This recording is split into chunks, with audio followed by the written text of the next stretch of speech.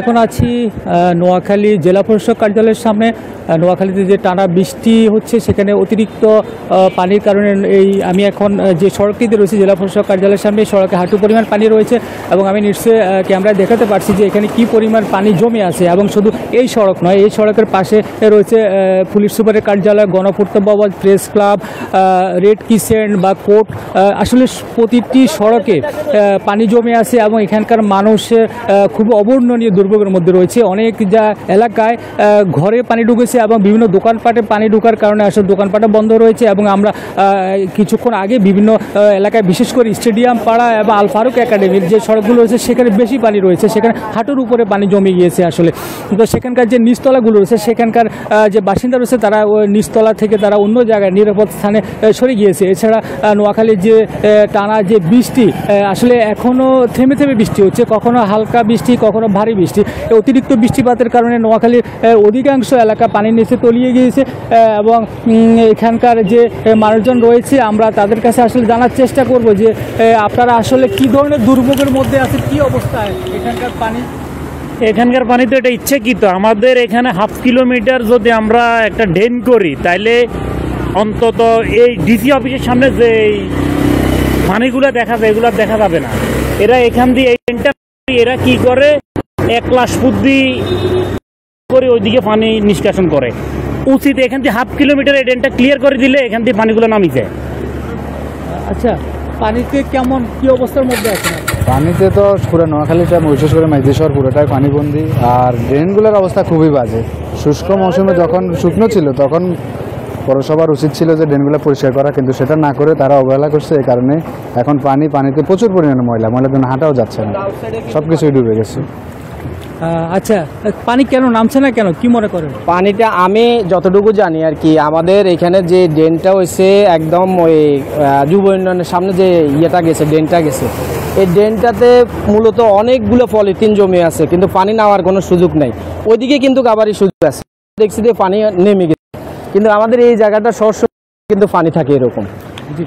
আপনি শুনলেন যে এখানকার মানুষের ক্ষোভের কথা, যে ব্যবস্থাপনা, ড্রেনে ময়লা জমে থাকা, যে পানি নামার যে জায়গাগুলো রয়েছে, নালা বা খাল, সেগুলো দখল হয়ে যাওয়া, পানি ধারণ করার মতো পর্যাপ্ত ডোবা না থাকা, বা যে ডোবাগুলো ছিল সরকারি ডোবা, মানে যেগুলো ব্যক্তিগত যে ডোবা সেগুলো তো ভরাট হয়েছে, সেছাড়া সরকারি যে জলাশয়গুলো ছিল সেগুলো অনেকাংশে আসলে দখল হয়ে গিয়েছে, খালও অনেকাংশে দখল হয়ে গিয়েছে, বিভিন্ন জায়গায় বাদ পড়ে আছে, সেগুলো আসলে অপসারণ করা হয় নাই। এছাড়া আসলে নোয়াখালীতে যে অতিরিক্ত বৃষ্টি হয়েছে সেকে বেশি দুর্ভোগে পড়েছে নোয়াখালী জেলা শহর, মাইজদী, কবিরহাট, সুবর্ণচর, কোম্পানিগঞ্জ এবং এই 4টি উপজেলার যে মাধ্যমিক বিদ্যালয়গুলো রয়েছে সেখানকার পাঠদান এবং পরীক্ষা স্থগিত রাখা হয়েছে, বন্ধ রাখা হয়েছে। এবং এখানে আসলে সবচেয়ে, আর আজ দুপুরে এখন থেকে ঠিক 1 ঘন্টা আগে নোয়াখালী জেলা প্রশাসকের সভাপতিত্বে এখানে দুর্যোগ ব্যবস্থাপনার জরুরি একটি মিটিং হয়েছে। সেখানে আসলে মুহুরী নদীর যে মুহুরী নদীর যে পানি বেড়েছে এবং সে পানি নোয়াখালীতে ডুবতে শুরু করেছে এবং এখন গত বছর 2024 সালে যে বন্যায় যে পরিমাণ শহরে পানি হয়েছে, এখন ঠিক সে পরিমাণে পানি হয়েছে। এই এখন যে আগামীতে যদি আরও 2-1 দিন বৃষ্টি হয় তাহলে পরিস্থিতির আরও যদি অবনতি হয়, তাহলে এই দুর্যোগ ব্যবস্থাপনার কমিটিতে সকল দপ্তরের প্রধানরা তারা সেখানে ছিলেন। সেখানে পানি উন্নয়ন বোর্ড, আবহাওয়া অফিস, নোয়াখালী পৌর কর্তৃপক্ষ, তারা সমন্বিত বন্যাকে মোকাবেলা করার জন্য বা মানুষের দুর্ভোগ লাগানোর তারা সেখানে আলোচনা করেছেন এবং করণীয় বিষয় নির্ধারণ করেছেন। এবং নোয়াখালীর যত বিদ্যালয় রয়েছে বা মাদ্রাসা রয়েছে, উঁচু ভবন রয়েছে, সেগুলোকে প্রস্তুত রাখতে বলা হয়েছে এবং শুকনো খাবার এবং মেডিকেল টিমও গঠন করা হয়েছে।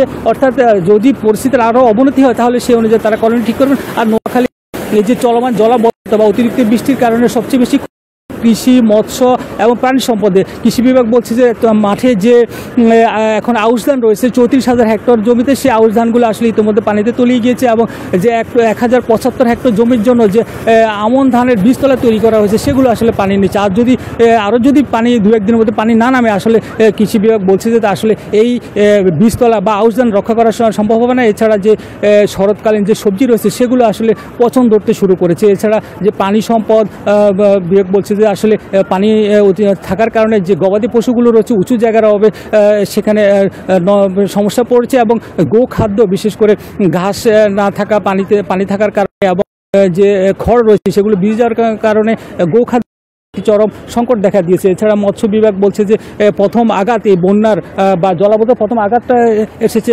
মৎস্য বিভাগের উপর।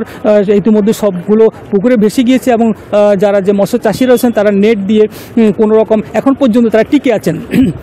কিন্তু যদি আরও যদি বৃষ্টি হয় বা যদি পানি বেড়ে যায় তাহলে আসলে তাদের এই মাছ আর রক্ষা করা সম্ভব হয় না। কিন্তু আবহাওয়া অফিস বলছেন যে আবহাওয়া অফিস গত 24 ঘন্টা তারা 208 মিলিমিটার বৃষ্টিপাত রেকর্ড করেছে এবং তারা বলছে যে আগামী 3-4 দিন আরও বৃষ্টি থাকতে পারে। এছাড়া পানি উন্নয়ন বোর্ড বলছে যে একদিনে নোয়াখালীতে পানি বেড়েছে 17 সেন্টিমিটার।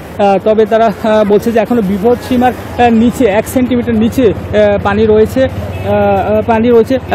এবং এছাড়া নোয়াখালীর যে মানুষ আসলে তারা তাদের এই বন্যা পরিস্থিতির জন্য যেটা বলছেন যে যে আপনি জানেন যে নোয়াখালীতে গেল বছর 24 সালে বন্যা হয়েছে, এর আগে কয়েক বছর তেমন বন্যা বা পানি না থাকার কারণে মানুষ এই যে পানি নামার যে ড্রেন সেটার প্রতি একটু উদাসীন তাদের অবস্থা ছিল এবং সেই যত্র মানুষ ঘরবাড়ি করেছে, পানি নামার পর্যাপ্ত জায়গা রাখেনি, সেজন্য সেটারই পরিণাম আসলে এখন তারা ভোগ করতে হচ্ছে। এবং নোয়াখালীর মানুষ যারা আছেন তারা আসলে একটা উদ্বেগ উৎকণ্ঠার মধ্যে তারা আছেন যে ফেনীতে যেভাবে পানি বাড়ছে, মুহুরী নদী সহ অন্যান্য নদীতে সে পানি নোয়াখালী ঢুকছে সে সংবাদে রয়েছে। তাছাড়া যে 2024 সালের যে যে পরিমাণ পানি হয়েছে সে পরিমাণ ইতিমধ্যে হয়ে গেছে। আর যদি পানি বেড়ে যায় তাহলে তাদের আশ্রয় কেন্দ্রে ছুটা ছাড়া আসলে সে কোনো অবস্থা থাকবে না এবং তারা আসলে খোঁজখবর নিচ্ছেন যে আসলে আরও কী পরিমাণ পানি হতে পারে বা বৃষ্টি হতে পারে। তারা সে প্রস্তুতি নেওয়া আসলে শুরু। যদি আরও পানি বেড়ে যায় তাহলে তারা নিরাপদ আশ্রয় যাওয়ার জন্য এক ধরনের প্রস্তুতি আসলে তারা নিতে শুরু করেছেন। এছাড়া নোয়াখালীর যে হাতিয়া, নিজমদ্বীপ, ঢালচর রয়েছে সেগুলোতে আসলে জোয়ারের অতিরিক্ত পানির কারণে জোয়ারের পানিতে সেগুলো তলিয়ে গিয়েছে এবং প্রশাসনের পক্ষ থেকে বলা হচ্ছে তারা স্বল্পমেয়াদী নোয়াখালীর জলাবদ্ধতা দূর করার জন্য তারা বিভিন্ন ড্রেন বা বাঁধ কাটার জন্য তারা চেষ্টা চালিয়ে যাচ্ছেন। এছাড়া স্থায়ী সমাধানের জন্য নোয়াখালীর মোট 173 কিলোমিটার খাল খননের একটি প্রস্তাব তারা পাঠিয়েছেন মন্ত্রণালয়। সেটি যদি অনুমোদন করা হয় সরকারের পক্ষ থেকে তাহলে নোয়াখালীর যে জলাবদ্ধতা সেটি আসলে স্থায়ী একটি সমাধান হবে।